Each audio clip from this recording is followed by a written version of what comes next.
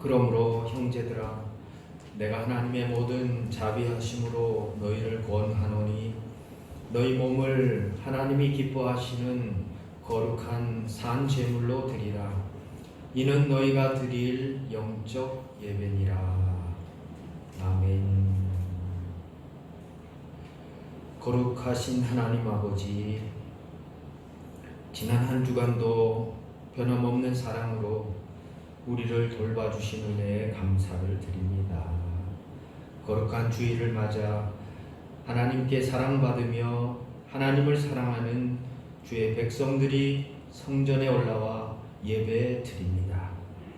주님께서 친히 우리 가운데 함께 하셔서 우리가 드리는 예배를 주관하여 주시기를 원합니다.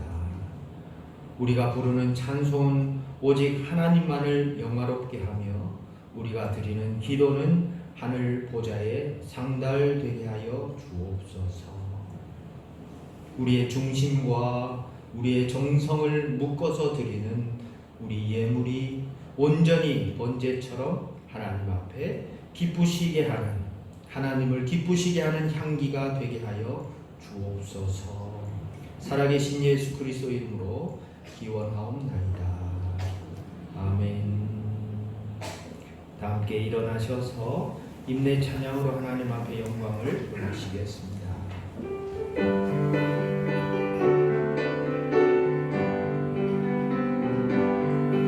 모든 영광을 하나님께, 모든 영광을 하나님께, 온 마음과 뜻 다해 주 사모합니다. 모든 영광을 하나님께,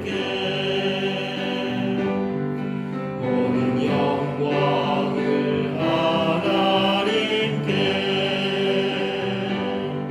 모든 영광을 하나님께, 온 마음과 뜻 다해 주 사모합니다. 모든 영광을 하나님께.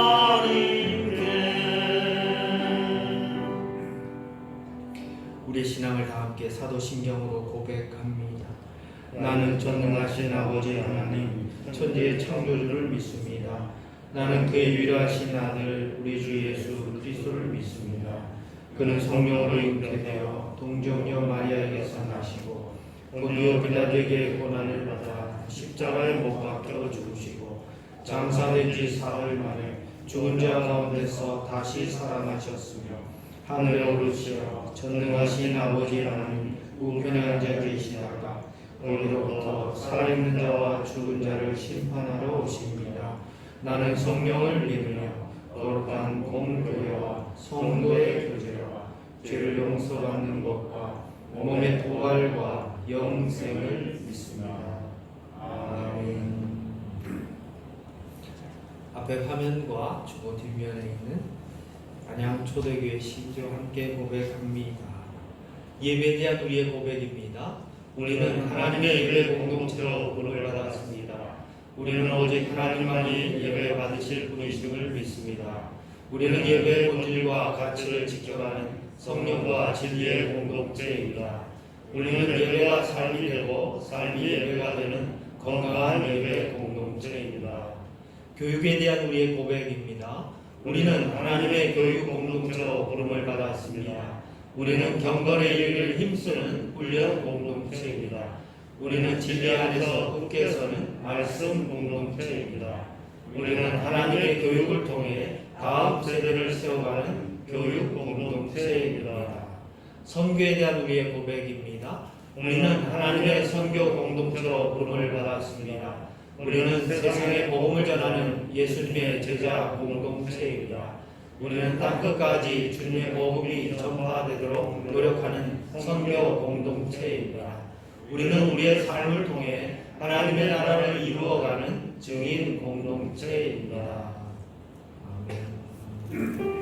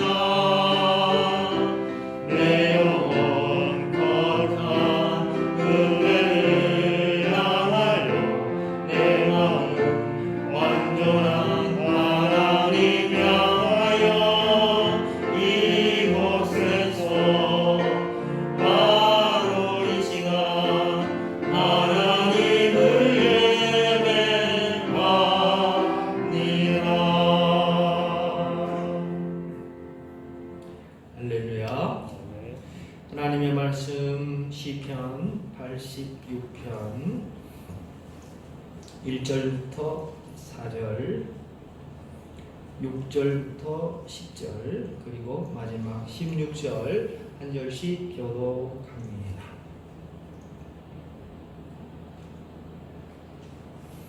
여호와여, 나는 가난하고 궁핍하오니 주의 귀를 기울여 내게 응답하소서.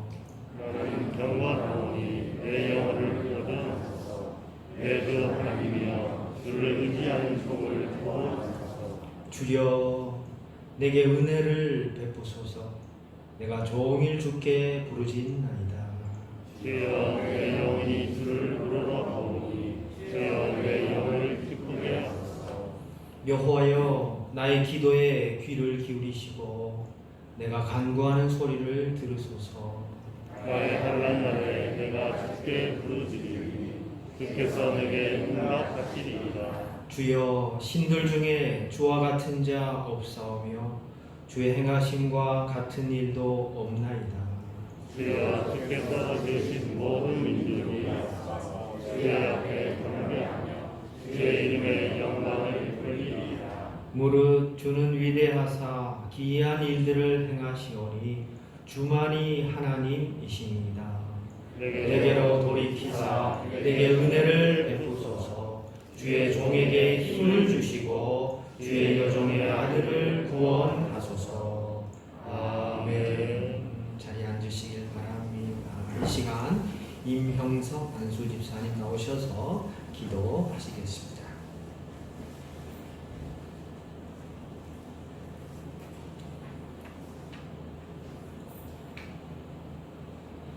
생명의 근원이 되시는 하나님 아버지, 지난 한 주 동안에도 보살펴 주시고 주님께 예배를 드림에 감사를 드립니다. 부족한 저희들이 하나님께 드리는 기도와 예배를 기쁘게 받아주시옵고 이 시간 주님께서 주관하셔서 홀로 영광 받아주시옵소서. 지난 한 주간 부족한 저희들은 주님을 떠나 겸손하지 못하게 살아왔음을 고백합니다. 하나님을 섬기며 서로 교제하는 것보다는 물질의 풍요로움만을 추구하며 주변의 어려운 이웃들을 보살피지 못하였음을 이 시간 회개하니 저희들을 용서하여 주시옵소서. 눈에 보이지 않는 바이러스로 인해 우리의 삶이 많이 힘들고 어렵게 되어 너무나 힘들고 고통스러운 삶을 살아가고 있습니다. 온 성도들이 다 같이 예배를 드리고 서로 간의 만남을 통해 기쁨과 감사를 서로 나눌 수 있도록 예배를 회복하여 주시옵소서. 하나님 아버지, 병상에서 드리는 눈물의 기도에 귀를 기울이시고 헤아려 주시어 고쳐 주시옵소서. 경제적 어려움으로 힘들어하는 이들과 새로운 도전의 길이 막혀 막막해하는 아이들에게도 길을 열어 주시옵소서. 우리 안양 초대교회를 인도하시어 성도들이 이 나라에서 맡은 바 역할을 충분히 감당케 하시고 이 안양 지역에 복음을 전파하여 주님의 뜻을 따르는 교회가 되게 하여 주시옵소서. 세계 곳곳에서 복음을 전파하는 선교사님들과 영육간 강건함을 지켜주시고 그들의 가정에 복의 복을 더하여 주시옵소서. 남북관계가 심각한 대치 상태로 서로를 비난하며 겁박하고 있습니다. 각계각층 남북의 지도자들에게도 지혜와 명철을 주시옵소서. 이 시간 하나님의 말씀을 전해주시는 목사님에게 은혜를 내려주시고 우리가 그 말씀을 들을 때 더욱더 믿음이 충만케 하여 주시옵소서. 진정으로 주님께 영광 돌리길 원하오며 이 모든 말씀 살아 역사하시는 거룩하신 우리 주 예수 그리스도 이름으로 기도드렸습니다. 아멘.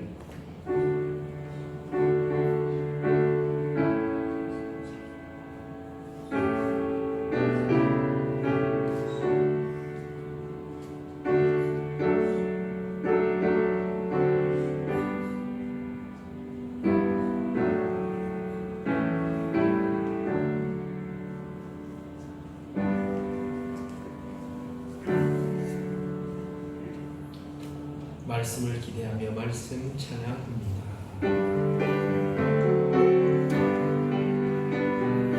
말씀하소서 여호와여, 온 밤 다하여 듣겠나이다.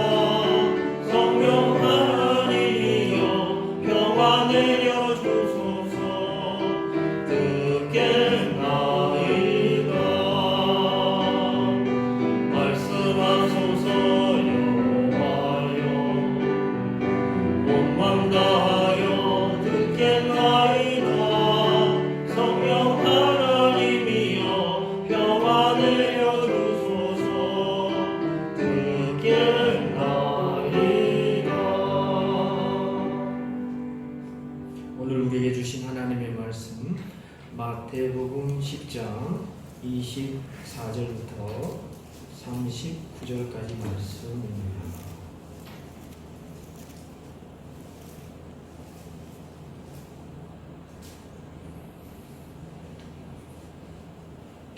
제 성경으로 신약 성경 15면 16면에 있습니다.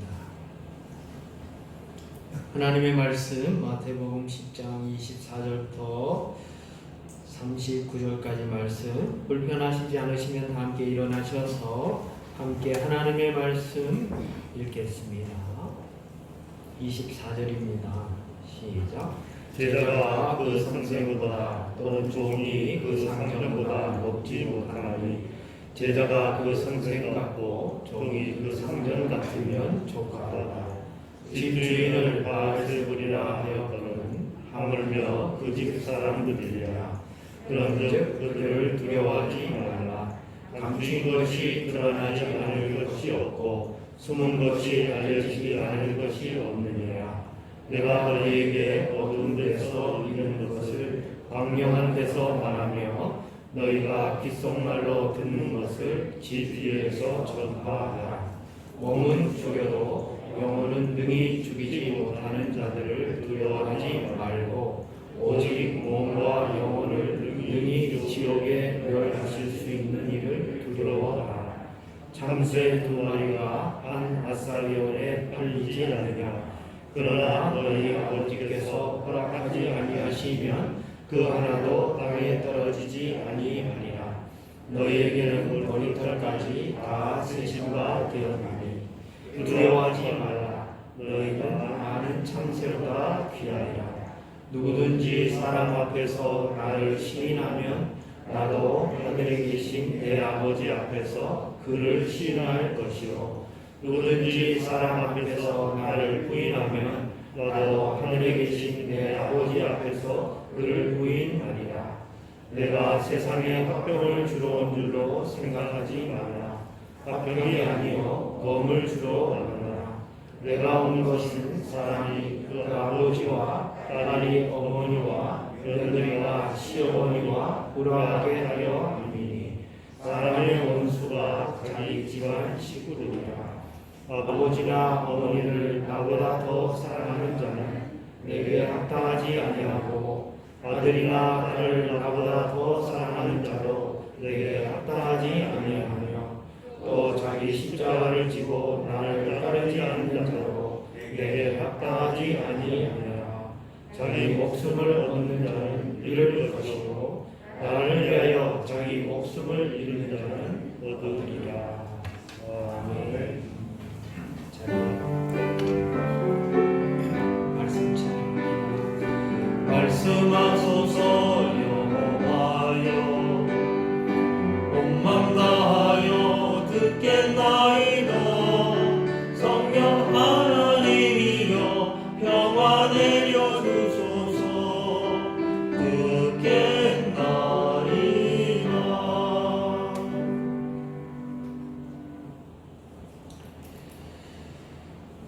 오늘 마태복음 10장 말씀 24절부터 39절 말씀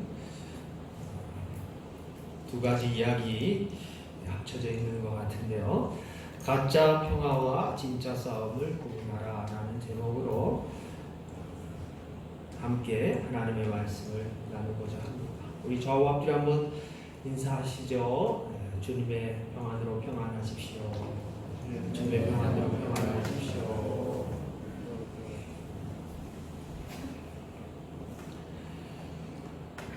하루하루 쉽지 않은 삶을 지내고 있습니다. 특별히 일상이 가능한 분도 있지만 일상이 불편하고 또 병원 신세를 져야 하고 또 자가격리를 해야 되고 여러 가지 형편의 어려운 분들이 꽤 많이 있습니다. 우리는 이 세상에서 어떤 삶을 살아가고 있습니까? 제자답게 살아가고 있습니까? 아니면 내가 제자인지도 모르고 하나님의 백성인지도 스스로 각인하지 못한 채, 인지하지 못한 채로 살아가고 있지는 않습니까? 세상이 주는 안정감, 소비 문화에 찌들어 있지는 않습니까? 세상이 주는 안정감을 획득하기 위해서 오늘도 분투하며 그 싸움에서 지지 않기 위해서, 비교당하지 않기 위해서, 루저가 되지 않기 위해서 세상이 주는 그 익숙한 안정감에 내가 어떻게 하면 침투해서 들어갈 것인가에 초점을 맞추고 살아가고 있지는 않은지, 만약에 그렇다면 세상이 주는 화평인 것처럼 보이지만 실제로는 가짜 평화의 가능성이 높다고 주님은 우리에게 화평을 주러 온 줄로 생각하지 말고 화평이 아니라 검을 주러 왔다라고 오늘 마태복음 10장 34절에 말씀합니다. 아니, 평화의 왕 되신 주님이 왜 분쟁과 다툼과 싸움의 상징인 칼과 검을 주러 오셨다고 말씀을 하셨을까요?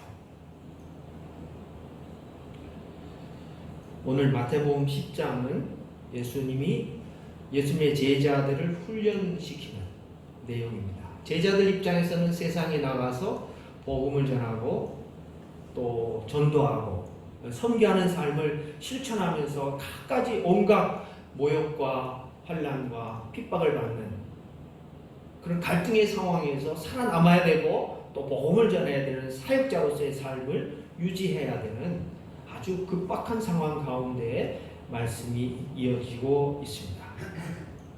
세상에 파송된 우리들에게도 역시 어떤 마음 가지고 이웃을 섬겨야 하는지, 그리스도인이라면 어떤 자세로 세상을 살아가야 하는지를 알려주시는 동일한 말씀이기도 합니다.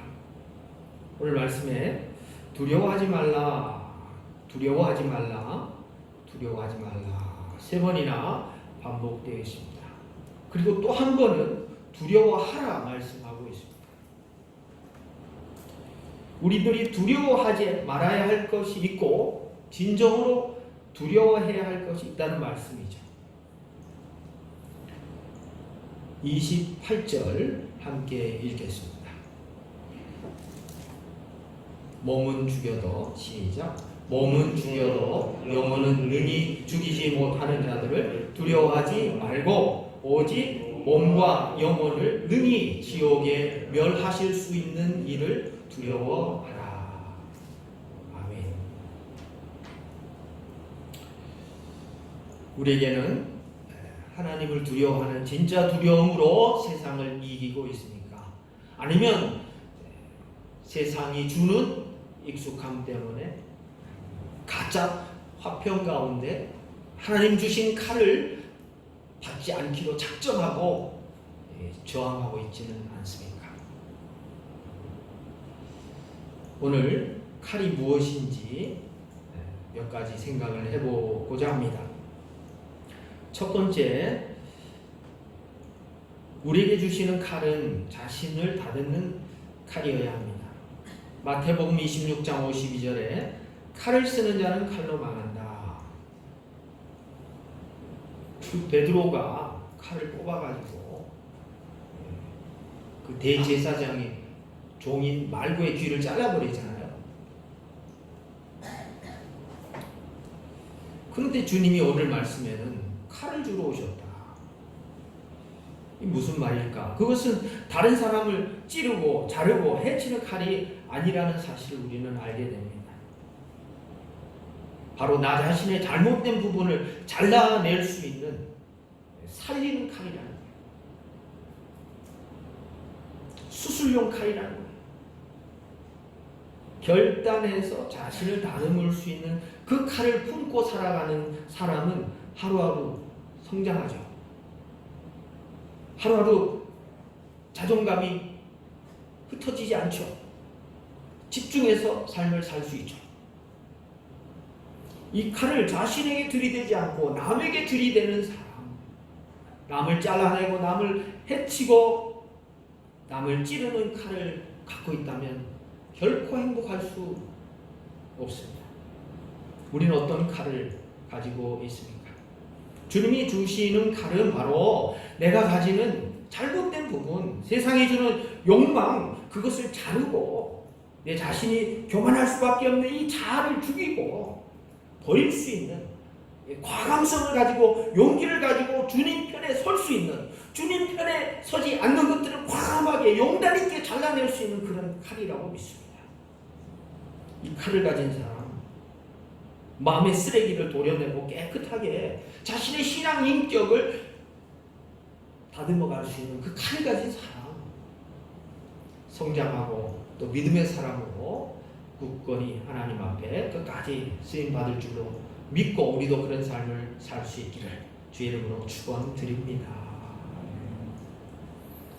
아브라함, 야곱, 요셉, 모세, 여호수아, 사무엘, 다윗, 다니엘, 신약의 바울, 디모데 등등 하나님께서 쓰셨던 사람들은 다 고난과 역경 속에서도 하나님의 뜻을 찾고 자신의 삶 가운데 모난 자신의 삶을 다듬어 갔던 사람들이에요. 하나님이 완벽한 사람을 쓰시는 게 아니고 다듬은 사람을 쓰시는 거예요.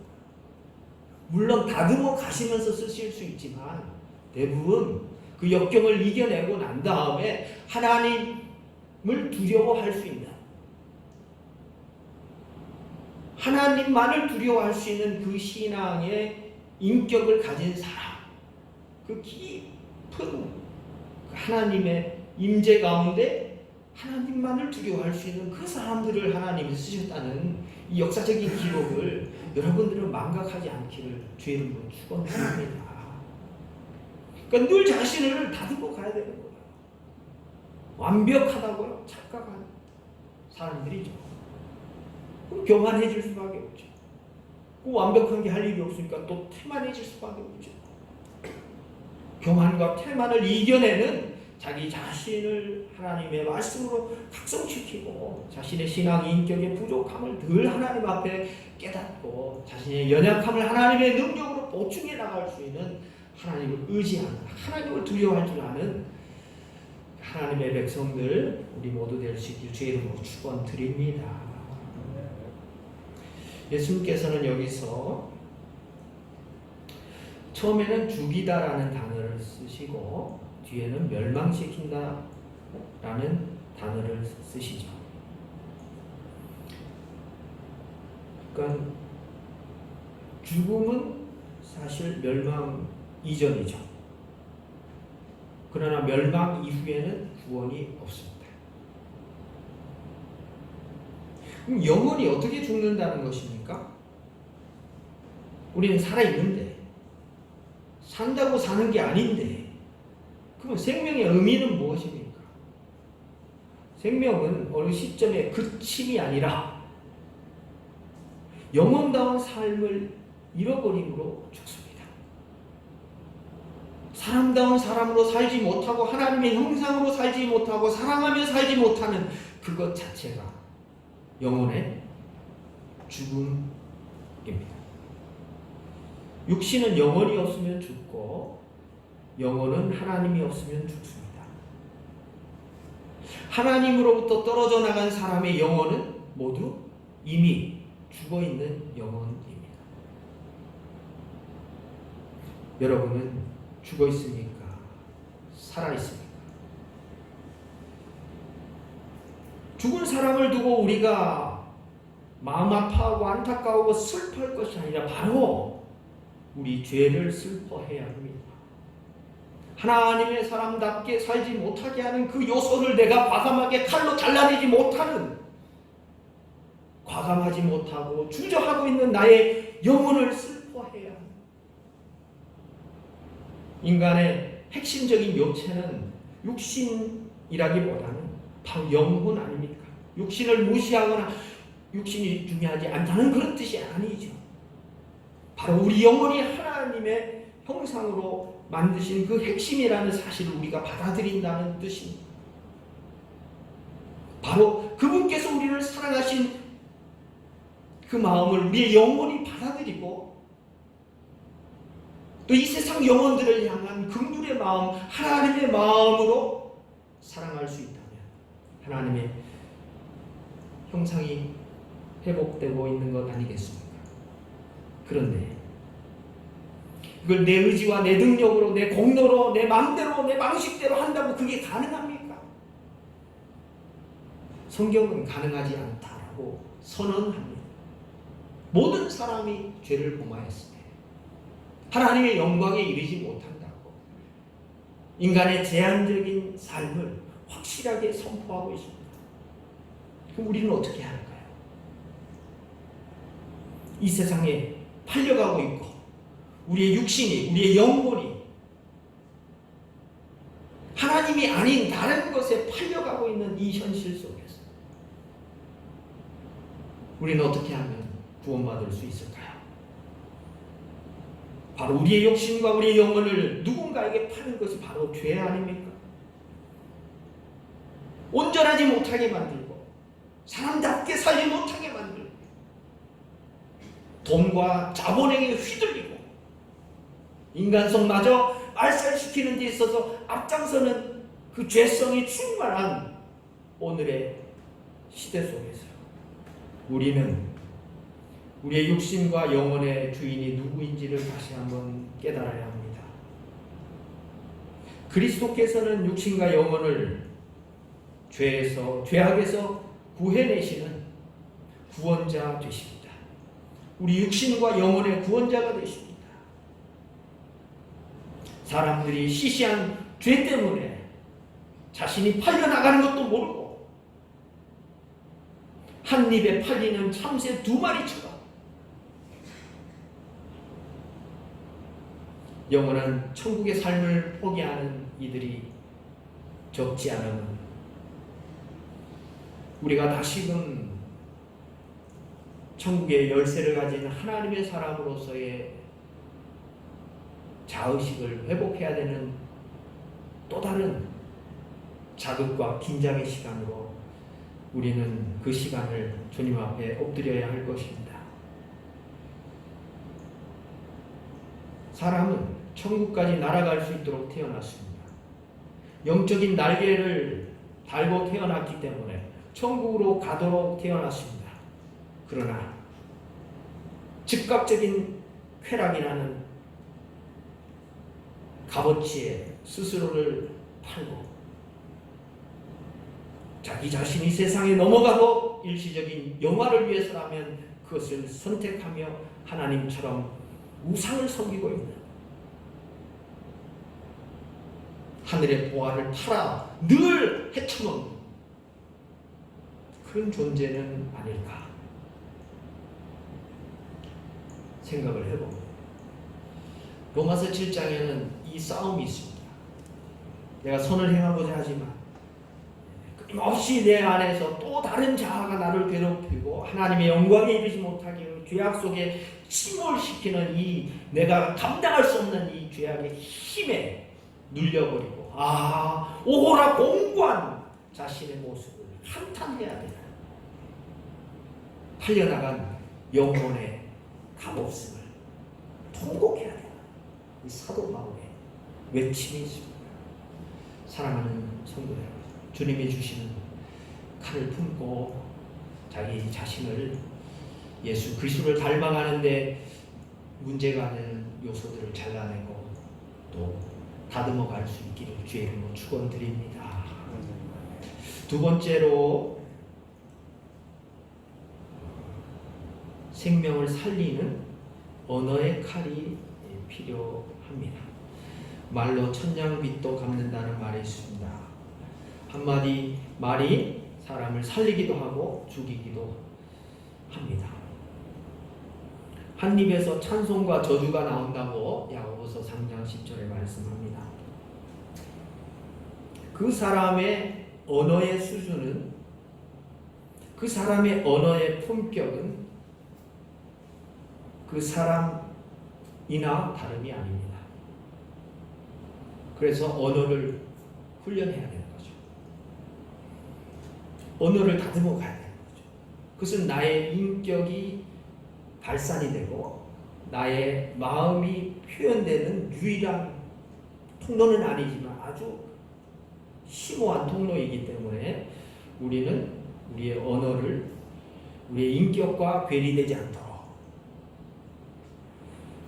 인지 부조화 현상을 극복할 수 있는 그런 언어의 수준과 품격을 유지하고 발전시켜 나가야 합니다. 혀에는 독도 나오고 약도 나옵니다. 누가 선택하느냐? 좋은 나무가 나쁜 열매를 맺을 수 없기 때문에 이미 그 열매를 통하여 그 나무가 좋은 나무인지 나쁜 나무인지 사실은 말을 통하여 확인할 수 있습니다. 민수기 14장 28절에 하나님께서 스스로 맹세하시면서 너희들이 한 말 내가 듣고 그대로 보응하겠다, 그대로 행하겠다 이런 말씀을 하십니다. 아주 무서운 말씀이죠. 그러니까 말조심이 단순히 나의 인격적인 문제를 넘어서서 하나님 앞에서의 나의 태도를 결정하는 것과 무관하지 않다는 거예요. 내가 하나님 앞에서 막말할 수가 없잖아요. 내가 하나님 앞에서 불경건한 행동을 막 놓고 하지는 못하잖아요. 왜? 하나님을 의식하니까. 그런데 사람 관계 속에서는 그 의식이 점점 떨어지는 거예요. 왜? 사람이니까. 보이는 걸로 결정하고 보이는 걸로 판단하고 세상 가치가 더 지배적이기 때문에 하나님 앞에서의 나의 태도가 점점 약화되는 현상이 우리 삶 가운데 있지는 않은지, 결국 경건의 문제죠. 결국 우리 영성의 문제죠. 결국 우리가 하나님 앞에서 얼마나 처절하게 깨져서 하나님 앞에 쓰임을 받는 그 과정에서 아직도 죄악과 아직도 교만함과 아직도 나의 연약함이 해소되지 않고 해결되지 않은 부분이 있다는 것을 우리는 우리의 부족한 언어 생활을 통하여 우리 스스로 깨닫는 부분이 적지 않습니다. 입술의 열매가 구원의 문을 여는 열쇠와 같습니다. 입으로 시인하여 구원에 이른다. 놀라운 말씀 아닙니까? 그 입만 살아도 된다는 그런 뜻이 아니잖아요. 우리 입술의 고백이 그만큼 중요하다는 말씀 아닙니까? 그 입술의 고백을 통하여 우리의 삶 전체를 맞바꿔도 될 만큼 그것은 신용이 있고 신뢰할 만하다는 이 말씀 아니겠습니까? 오늘 마태복음 10장 32절 33절 함께 읽겠습니다. 32절 33절 누구든지 시작. 누구든지 사람 앞에서 나를 시인하면 나도 하늘에 계신 내 아버지 앞에서 그를 시인할 것이요 누구든지 사람 앞에서 나를 부인하면 나도 하늘에 계신 내 아버지 앞에서 그를 부인하리라. 아멘.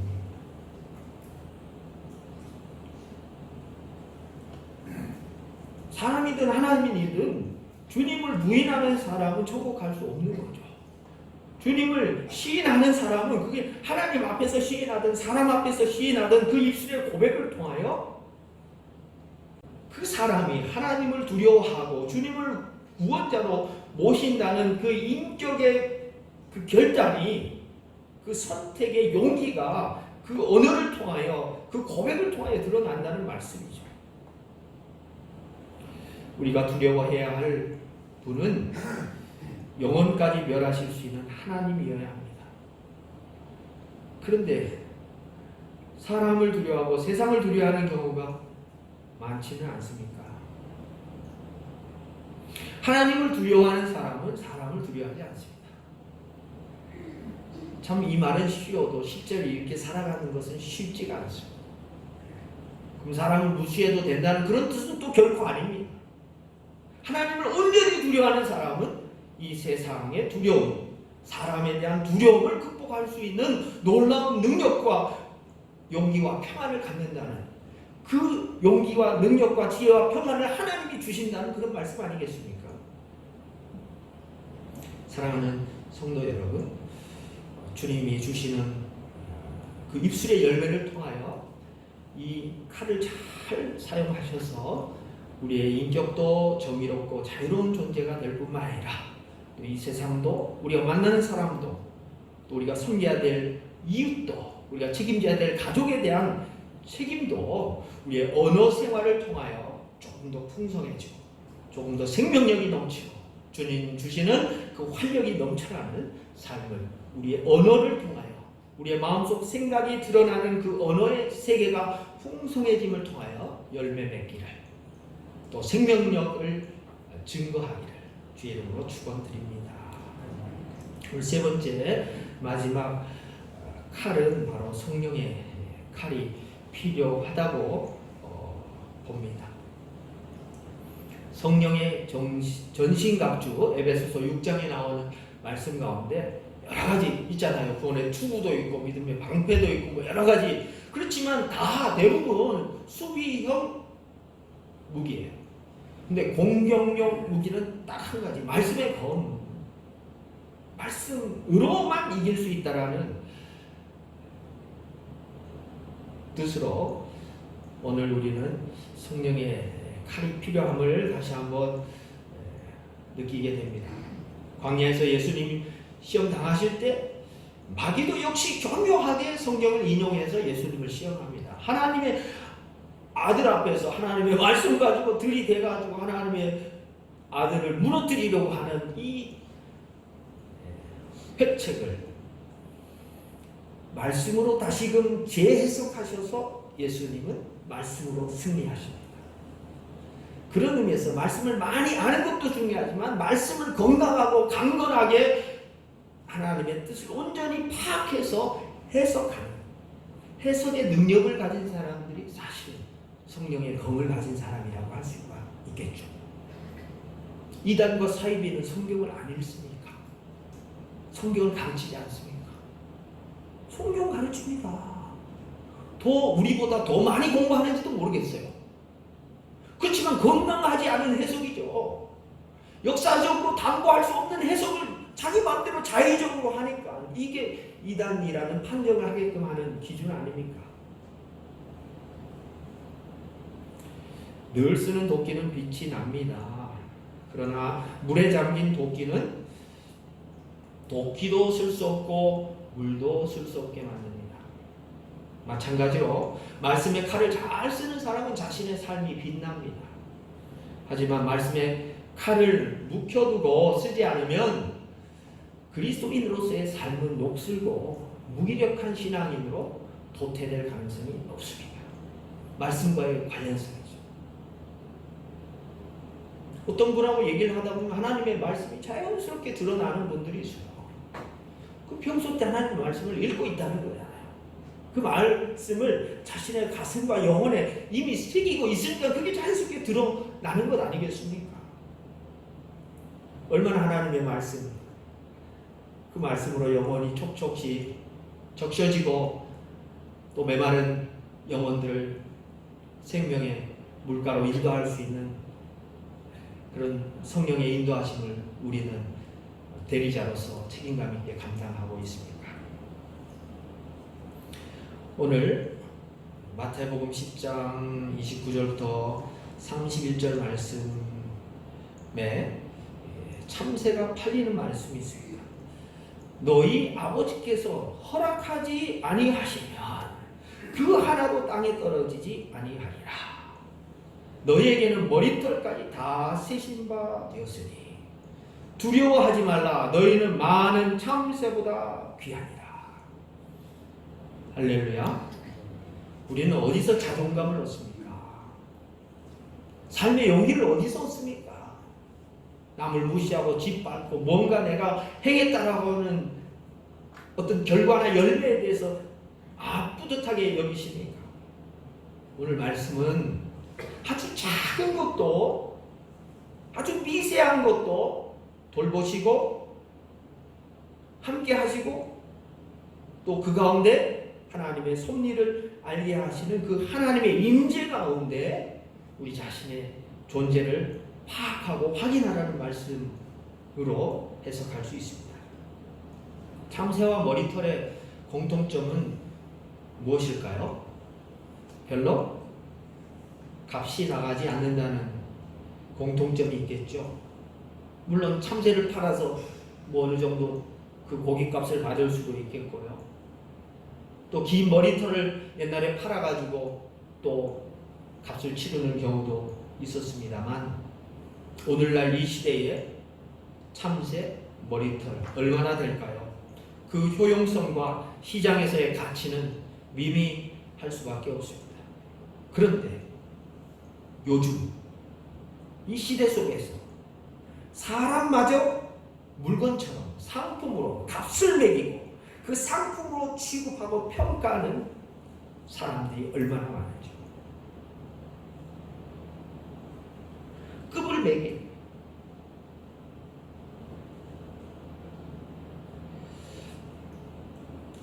하나님께서는 이런 시대 속에서 우리의 연약한 모습 그대로 안아주시고 품어주시는 줄로 믿습니다.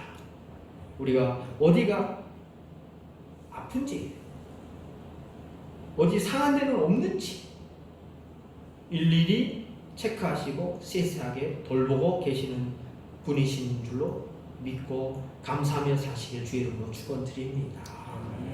우리 인생이 든든해지고 풍요로워지는 비결은 바로 하나님을 두려워하고 이렇게 세세하게 우리를 돌보시고 관심을 가지시는 그 하나님께 있음을, 그 하나님을 두려워하고 그 하나님을 공경하고 그 하나님을 존중하는 데 있음을 깨닫기를 간절히 바랍니다.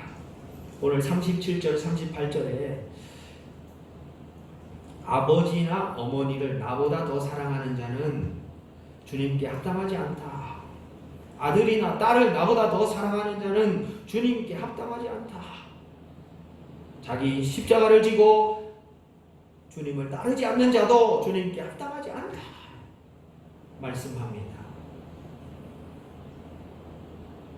제자가 되는 길은 이처럼 커다란 비용과 대가를 지불해야 한다는 말씀입니다. 마태복음 10장은 제자들 향한 말씀, 특별히 제자들이 나가서 깨지고 모욕을 받고 환난과 시련을 경험하는 가운데 제자로서의 삶을 어떻게 살아가야 할지에 대한 주님의 말씀이기 때문에 종말론적이에요. 끝을 보면서 가는 거죠. 목적지를 잃어버린 사람들은 지그재그로 움직이죠. 항상 밭을 갈아도 소를 몰아도 운전을 해도 목적이 없는 사람은 항상 둘러가요. 시간은 남는 거니까 그렇게 가도 괜찮아요. 뭐 가다가 보면 내비게이션이 알려주겠지 하고 시간을 마구 써버립니다. 자기 인생이 시간인 줄도 모르고. 왜요? 목적의식이 없는 거예요. 하나님이 내게 맡겨주신 그 사명에 대한 엄중함과 그것을 이루기 위해서 내 시간이 얼마나 소중한지를 잘 못 깨닫기 때문에 허랑방탕해도 아무 상관이 없는 거예요. 그야 젊을 때 할 수 있는 얘기죠.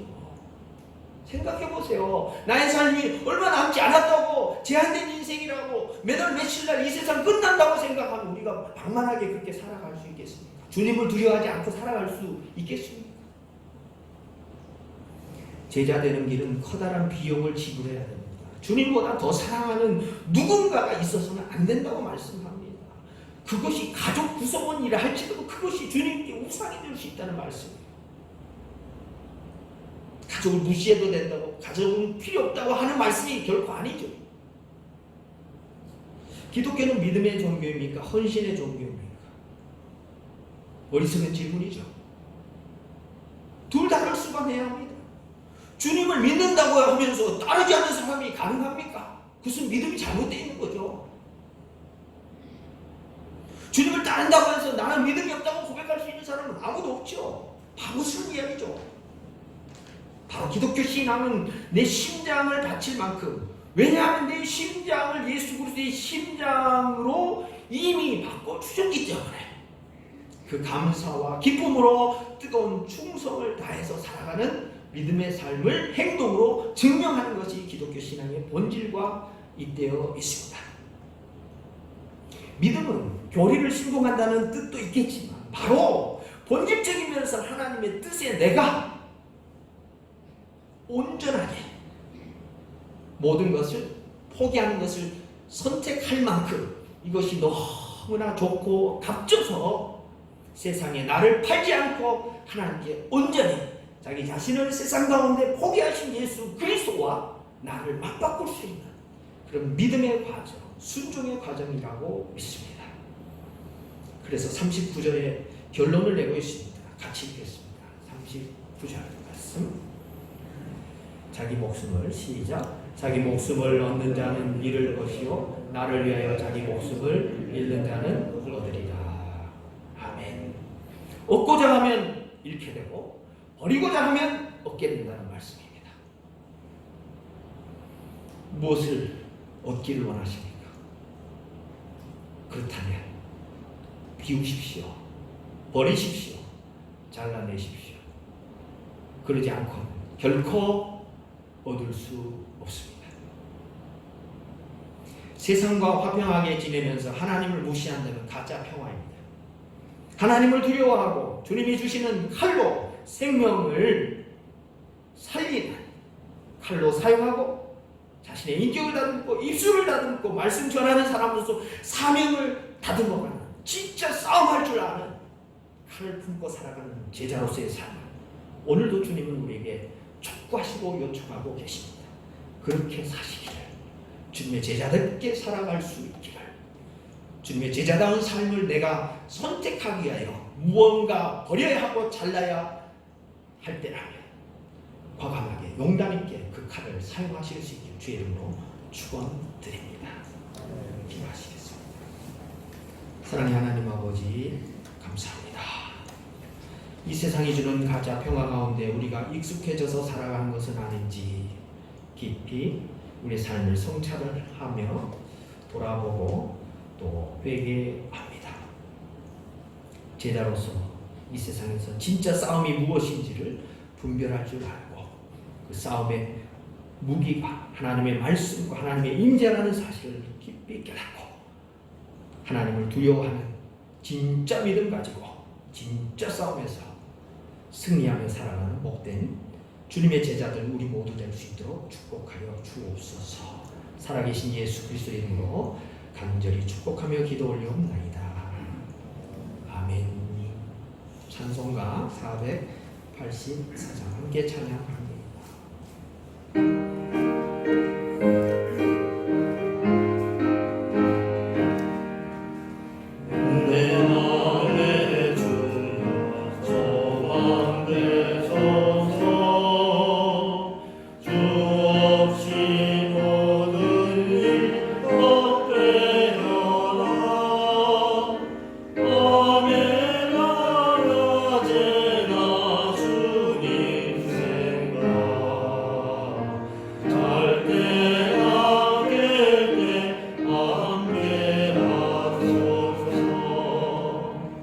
지혜의 주여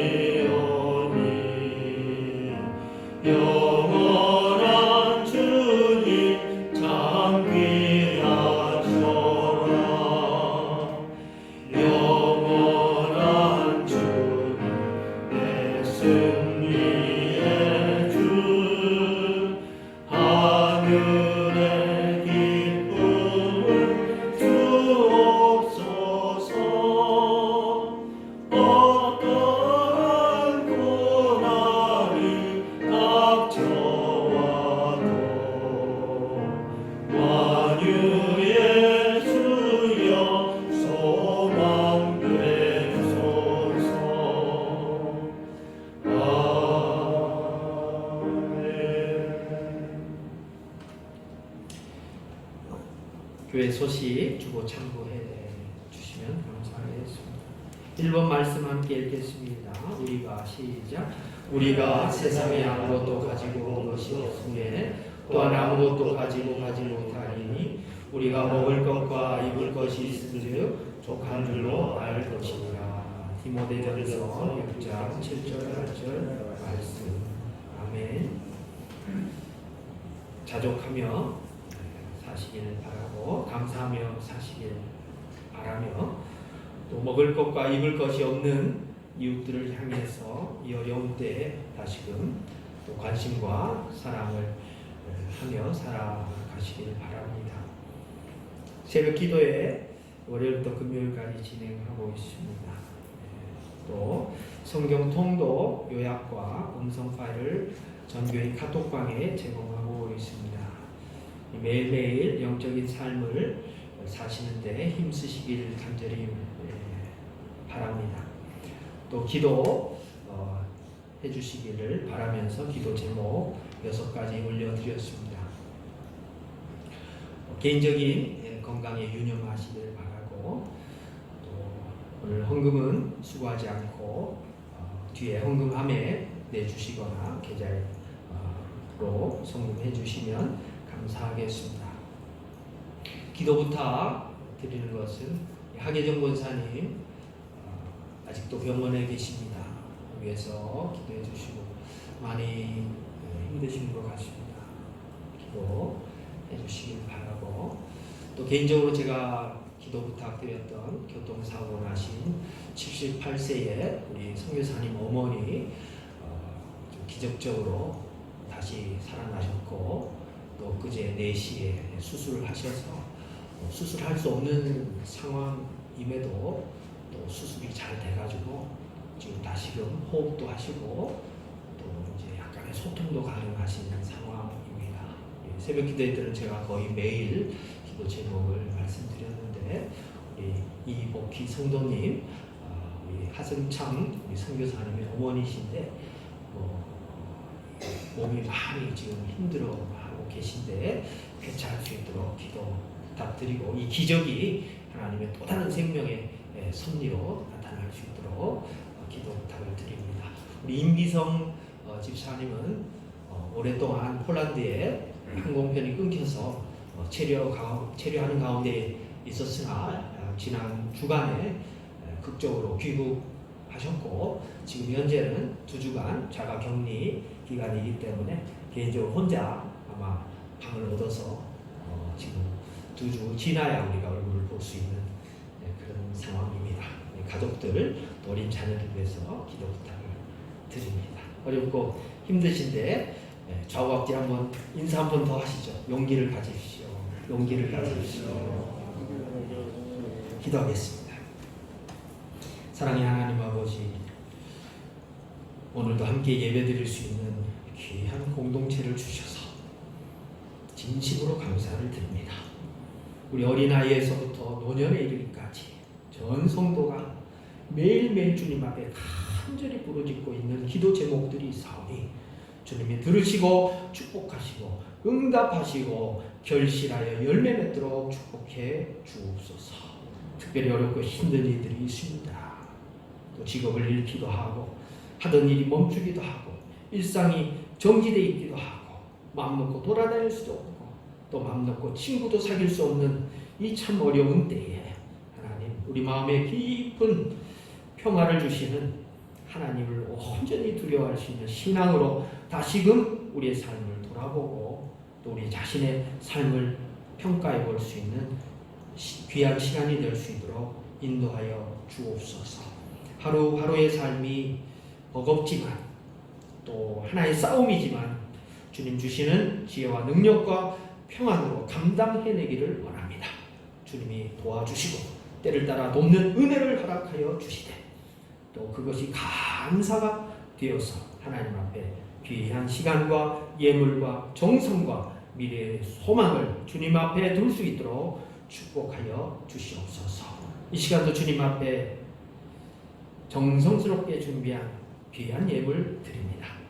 쓰이는 곳곳마다 하나님의 영광이 창조되게 하시고 연약한 이들을 돕게 하시고 또 교회에 쓰임새 있는 귀한 예물, 복된 예물, 아름다운 예물 될 수 있도록 열매 맺도록 축복하여 주시옵소서.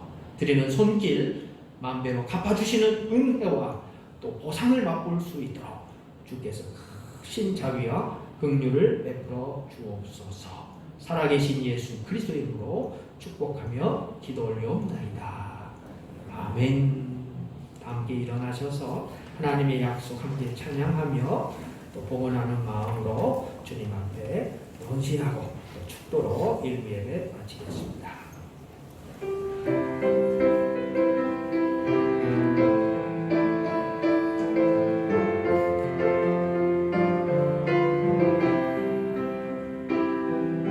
여호와는 너에게 복을 주시기를 원하며 너를 지키시기를 원하시며 여호와는 그 얼굴을 너를 향하여 드사 은혜와 평강 주시기 원하노라. 여호와는 너에게 복을 주시기를 원하며 너를 지키시기를 원하시며 여호와는 그 얼굴을 너를 향하여 드사 은혜와 평강 주시기 원하노라. 너를 보배로 존귀하게 여기시는 하나님이 내 삶 속에서 이 약속을 신실하게 이루시리. 나의 기름진 것으로 하늘에 신령한 것으로 너를 복주시고 지키실 하나님이 너의 영원 잘 되도록 은혜 베푸시며 영광으로 인도하시니 영광으로 인도하시니. 지금은 평강의 왕으로 오셨고 또 우리에게 평안을 주실 뿐만 아니라 진리의 검, 성령의 검을 주셔서 우리를 다듬고 또 죄악을 잘라내고 또 하나님 앞에 복종하기를 원하시고 지금도 살아 계셔서 역사하시는 우리 구주 예수 그리스도의 은혜와 우리 아버지 되셔서 우리의 필요를 채워주시고 우리를 어려울 때나 힘들 때나 기쁠 때나 감사할 때나 어김없이 세세히 돌봐주시고 은총 가운데 우리의 삶을 하루하루 하나님의 뜻 가운데 섭리 가운데 인도하시는 또 우리를 살려주시고 살아가게 하시고 살려내시는 살아계신 하나님 아버지의 극진하신 사랑과 진리의 말씀, 생명의 말씀, 우리를 다듬어 갈 수 있는 기회의 말씀을 날마다 조명해 주시고 읽게 하시고 듣게 하시고 순종의 훈련을 통하여 따라가게 하시는 성령님의 감동감화 교통하시니 이 시간 제자답게 살아가기를 결단하고 또 주님만 위해서 살기로 다시금 주님 앞에 자신의 모습 성찰하며 또 하나님 앞에 온전한 순종을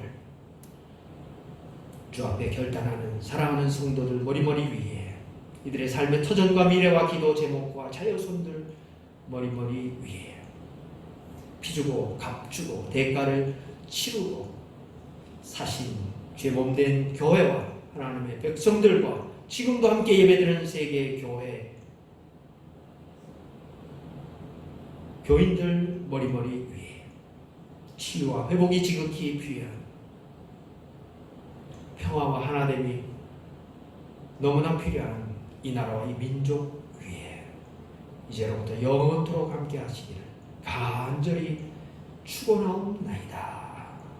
아멘.